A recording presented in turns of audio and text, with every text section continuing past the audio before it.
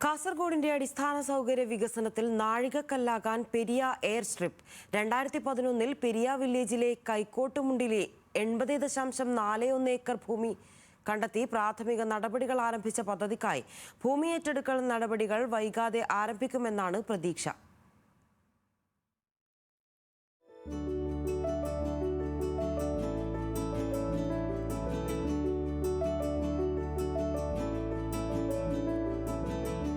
കേരളത്തിന്റെ ടൂറിസം, ആരോഗ്യ, വാണിജ്യ, യാത്രാ മേഖലയിൽ നിർണായകമായ മാറ്റങ്ങളാണ് ചെറുവിമാനത്താവളങ്ങൾ കൊണ്ടുവരിക.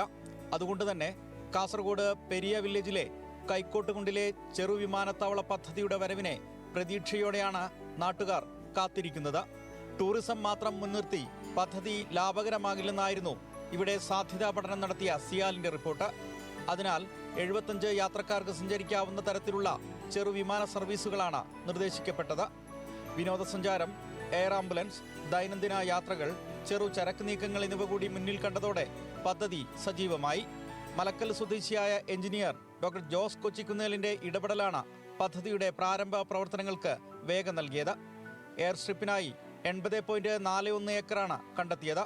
ഇതിൽ 51.65 ഏക്കർ സ്വകാര്യ വ്യക്തികളുടെയും 28.76 ഏക്കർ സർക്കാരിൻ്റെതുമാണ്.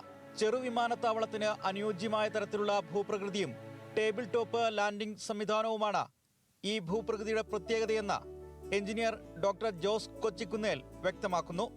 ഈ ലൊക്കേഷൻ ഒരു പ്രത്യേകതയാണെന്ന് വെച്ചാൽ ഇത് ഹാർഡ് ലാറ്ററേറ്റ് ആണ്. നമ്മുടെ എഞ്ചിനീയറിംഗ് ഫീൽഡിൽ പറഞ്ഞ ഹാർഡ് ലാറ്ററേറ്റ്, സ്ക്രേപ്പി മതി, കട്ടിംഗ് ഇല്ല, ഫില്ലിംഗ് ഇല്ല. ഇവിടെയുള്ള ജനങ്ങളെ ഒരു വിധത്തിലും ഇത് ബാധിക്കില്ല. ഇത് അതിന് സ്യൂട്ടബിൾ ആയിട്ട് പ്ലേസ് ആണ്. യു ക്യാൻ സി ഇത് എത്ര ലെവലാണെന്നുള്ളത്. പിന്നെ കാസർഗോഡിൻ്റെയും മിഡിലാണ്, മലയോര മേഖലയിലുള്ളവർക്കും അടുത്താണ്. അപ്പം തെക്കൻ ജില്ലകളിലേക്ക് ഈവൻ മിനിസ്റ്റേഴ്സ് ഇവർക്കൊക്കെ MLA മാർക്കെല്ലാം തിരുവനന്തപുരമായിട്ട് എത്രയും പെട്ടെന്ന് ഇവിടെ എത്താം. നമുക്ക് അവിടെ എത്താൻ പറ്റും. രോഗികൾ, ഹെൽത്ത് കെയർ, IT മേഖല, എഡ്യൂക്കേഷൻ, എസ്പെഷ്യലി ഫോർ ആർക്കാണ് ഈ കൃഷിക്കാർക്ക്. അവർ ഇഷ്ടംപോലെ സ്ഥലമുള്ള ഏരിയ അല്ലേ ഇത്. ഇവ കൃഷി ചെയ്തിട്ട് ഈ സാധനം, ഫ്രഷ് സാധനങ്ങൾ സിറ്റികളിൽ നമുക്ക് അഗ്രികൾച്ചർ പ്രൊഡക്ട്സ് എത്തിക്കാമെന്നുള്ളതാണ് ഏറ്റവും വലിയൊരു ഗുണം. കണ്ണൂരിനും മംഗളൂരുവിനുമിടയിൽ സംസ്ഥാനത്തിന്റെ വിവിധ ജില്ലകളിലേക്കും കർണാടക, തമിഴ്നാട് എന്നിവിടങ്ങളിലേക്കുമുള്ള പ്രതിദിന യാത്രക്കാരുടെ എണ്ണമെടുത്താൽ പദ്ധതി ലാഭത്തിലാക്കാൻ കഴിയുമെന്നാണ് അധികൃതരുടെ പ്രതീക്ഷ. മാറി മാറി വരുന്ന സർക്കാരുകൾ പദ്ധതി തുക വകയിരുത്തിയെങ്കിലും പ്രവർത്തനങ്ങൾക്ക് പ്രാരംഭം കുറിച്ചില്ല.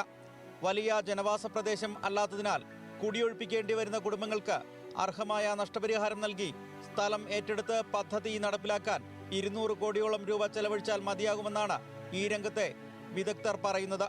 ഉത്തര കേരളത്തിന്റെ ഗതാഗത പ്രശ്നങ്ങൾ പരിഹരിക്കുന്നതിൽ വലിയ തരത്തിൽ വ്യവസായിക മുന്നേറ്റമുണ്ടാക്കുന്നതിൽ നിർണായകമാകും പെരിയയിലെ ഈ ചെറുവിമാനത്താവളം. പെരിയയിൽ നിന്നും രതീഷ് വാസ്തവൻ, ന്യൂസ് മലയാളം.